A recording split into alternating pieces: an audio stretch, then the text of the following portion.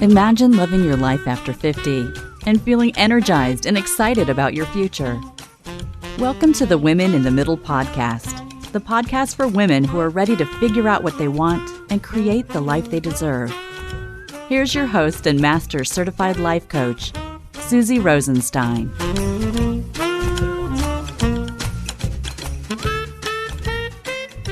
Hey there, welcome back to the podcast, Women in the Middle. I'm your host, Susie Rosenstein, your Master Certified Coach and Midlife Mentor, and I am so glad to be here with you again for this week's episode where we are talking about the 4 things you need to know when you want to make a midlife career change. Now, this topic is near and dear to my heart because I was someone in a midlife funk who wanted to make a midlife career change, but felt so stuck and confused that it seemed insurmountable.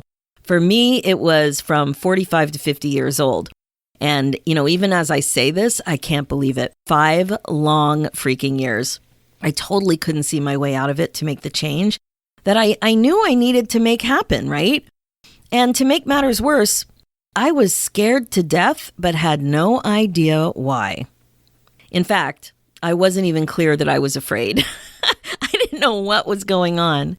So we're going to talk about all of this and also identify some of the very specific things that you need to know if a midlife career change is on your mind.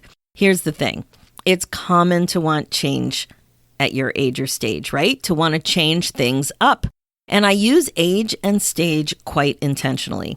You can have a midlife funk at a variety of ages. It's really the combination that's unique to you that has created what you're feeling, like boredom, or not feeling challenged, or not being content, that sort of thing.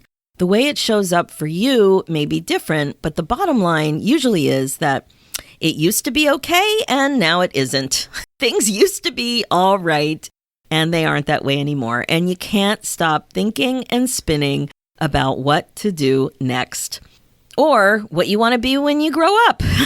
So, for whatever reason, you're ready for a change, or almost ready for a change. And for whatever reason, you're not content anymore. So think for a second, what is it for you? You've been there too long? You're not challenged or growing anymore? You're bored? Or you were never that happy in the first place? Wow, that doesn't make you or me really happy to hear something like that. Are you questioning why you went into this career direction in the first place? I've heard this kind of thing from amazing women in the middle like you. Did you settle? Did you have a career dream that you didn't pursue because someone in your family didn't think it was a good idea? Like maybe your parents or your grandparents?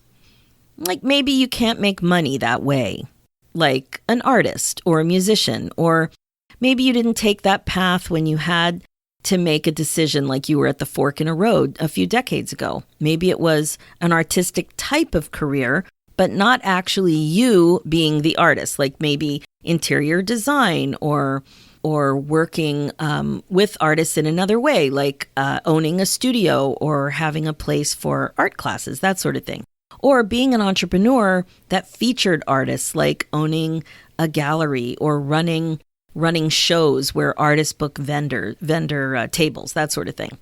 Or maybe even deciding to pursue your love of yoga or exercise or something like that.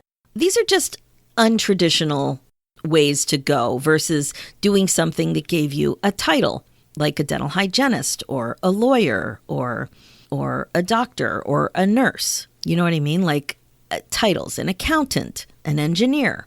Anything that's a little different, a little artsy, a little unusual, where the career path wasn't as direct or expected. So what happened to so many is that you pursued the more traditional route that was more of a guaranteed success or a guaranteed path forward with income-wise, right? That sort of thing. So you know that you wouldn't end up under a bridge with a grocery cart, right? Or is that just my big fear? When I think about the worst case scenario of not being successful and everything crapping out, I'm always under a bridge with a grocery cart. So what about you? Do you have a go-to vision about what horrible thing might happen? Think back to 9th grade careers class. Now, I grew up in Pennsylvania. My kids grew up in Ontario. And here in Canada, we say grade 9. So I don't know if this was part of your experience, but both for me and for my kids, there was a grade 9 type of careers class. Now, you probably had to write something about what you wanted to be. I remember I wrote down commercial artist. So that would have been like graphic art or graphic artist or something like that. Now, that's more of that, what it's called. And I was in love with letters and alphabets and calligraphy and printing. I used to fantasize about owning a fancy paper store. And I still, my heart goes all a-twitter when I find myself in a store that has all that textural paper. So it's all related to that fascination I have with writing. But I also had this weird thought about going into the arts of any kind. And while I loved being creative, and I was actually even voted most creative in my high school class, I had this idea in my brain that it wouldn't be academic or intellectual enough. And now I see that kind of thinking as kind of ridiculous. Of course, it's intellectual enough. Anything creative is totally intellectual enough. But the way I was looking at it, it wasn't. And that was the thought that guided my career for the next few decades. I ended up pursuing my fascination with behavior change and ended up with a master's in applied social psychology. Totally good fit, all good. And it was a rewarding career. Now, there was nothing wrong with this first career.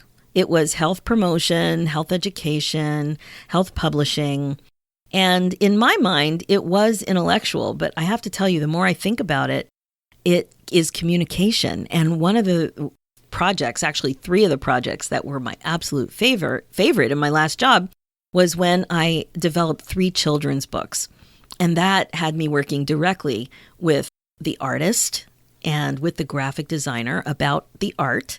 And I absolutely loved it. So what else do I wish I'd been studying most of my life? Well, art, painting, graphic design, of course, obviously, right? So in my case, it's not that I have regrets, but it really does make you think about what's going on in your mind. And I hear this sort of thing pretty regularly. The thing is that the reason you have what you have and do what you do is because of what you're thinking and how you're feeling. So ask yourself, what did you always think you would do when you were a kid? That is, what did you think you wanted to be when you grew up? You know, it's funny. Right now, as I'm saying this, I'm thinking, in the early years, like in elementary school, I wanted to be a teacher. And the vision I had with that was writing on the board. I got to use chalk on a chalkboard and get paid for it. So again, it was about writing and letters and communicating. So that definitely seems to be an undercurrent in the things I'm always attracted to. But what about you? What did you want to be when you grew up? And then think, what was it about this career path that got you excited? Why didn't you pursue it in the first place? Is there anything about the work that you do now that has a little bit of that dream job in it? Like I was just saying with the writing and communicating. Any skills, any similarities? What about your initial career idea is missing from your current career? And here's a question I really love. If fear of spending money to train or fear about the amount of money you would make wasn't part of the equation, what would your dream job be? So what I mean is, what is the best way you can think of for you to earn a living if money wasn't part of the equation? What would be the best way for you to contribute to the world? And then, get ready, what's stopping you from pursuing this now, even at your age? I love to think about this, and I want you to think about it. It's a great way to take a look at what you really think and what you really want when you find yourself saying, I don't know. I don't know what I want to do. I don't know what the problem is. I don't know what I want to do next. So exploration into your mind, my amazing friend, that is what you have to do. That is what you need to do. Be really honest with yourself about the answers to these types of questions and more. My guess is that what you'll find is lots of limiting beliefs about what you think is true. The thing is that the answers to these questions are thoughts, and thoughts are subjective. They're not factual. They aren't you. They are thoughts you're choosing to think that make you feel a certain way, and then do certain things as a result. What you need to know and really believe is this: do the work to honestly identify what you're thinking. It's critical for you to bust out of this midlife career funk you're in and set yourself free. I know that sounds lofty, but it is so true. You unstick yourself by tapping into your true thoughts. That is the way forward. Questioning yourself about whether or not you like your reasons for believing those thoughts is also really important to do. When I did this, I realized how many fear-based decisions I was making regularly, and I didn't like those reasons at all. That insight helped me move forward, and it will help you too. So here are what I think are the top 4 things you need to know when you want to make a midlife career change. The first thing is, you're really not too old. That's TOO. You're really not too old. If you catch yourself thinking about this, you need to really look carefully at your beliefs. Thinking you're too old is not a written fact in stone. It's a subjective thought. The thing is, I believe you're not just older, but you're older and wiser. But you're only choosing to focus on aging and making it mean that you're too old, not older, but too old. And that, too old, is worse. You may not really understand that you're setting yourself up to feel bad because you can't stop time. You will continue to get older, and you already think you're too old. So where can you go from here? When you think you're too old, notice how you feel old. It's probably not that useful, my friend, and all you have to do is take a second or two and head over to Google and search, in quotes, "success after 50." You do that and you will blow this belief right out of the water. You will see many people who found their success groove later in life when they were older and wiser. 2, you can be happier. Happiness is a feeling, and feelings are created by the way you think. But for so many, it's hard to believe that you can be happier both in your current job and in a job that you think you want more. But here's the thing. You can create more happiness in your life whenever you want. So with your current job, it's fun to practice managing your mind more, to create more happiness, and to prove to yourself that you can do it. This is a great idea because when you're happier, change usually feels less scary. There's really no downside to being happier right now. Now, with the job or career you're thinking and dreaming about, you don't just have to think that you have no control over feeling happy. We tend to think that we have to make the right decision, right? In quotes, the right decision when it comes to intentional change. And then there's a lot of pressure to make that choice. But what if either option is right? Because you can be happier whatever you choose. Why? Because it's up to you to learn to think on purpose so you are more intentional with the way you're spending your valuable time. 3, it's not really starting over if you change careers. When you are our age, you've been around the block when it comes to your work life. You've seen things, done things, and learned things. Yet, when you think about making a big change or pivot in midlife, you can be sucked into the belief that you're starting over. And that can seem big and scary with lots to lose. But it's not like it was when you were 20 or 30. You've grown. You have experience. You have a resume with accomplishments. You're not just starting over or starting from scratch, even though you may be starting something new, or even if you're going back to work for the first time in a very long time. Make sure to separate these two ideas in your head. Without careful supervision of this thinking, things may seem more daunting and risky than necessary. You're really not starting over. Work on that one. Okay, number 4, your mindset is going to set you free. Ah, yes, this is the big one because it's about you believing in yourself and your ability to manage your mind. It's common to believe that the new job will solve the problem, that the new career will save you from an unfulfilling professional life, that the pivot will be everything. And while there are many compelling reasons to change your career path, you won't find what you hope to find until and unless you dial in your mindset and understand the power of your thinking. This is a huge shift from the way most of us think. It's common to look out there for some external thing to make it all better. I'm always looking out into the yard. Where is that thing?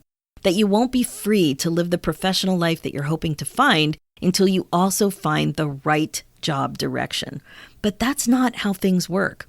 You set yourself free by believing that you can set yourself free, that you can be happier and more fulfilled because you know how to create that for yourself, that you are ready for more, that you're making the right decision, whatever it is.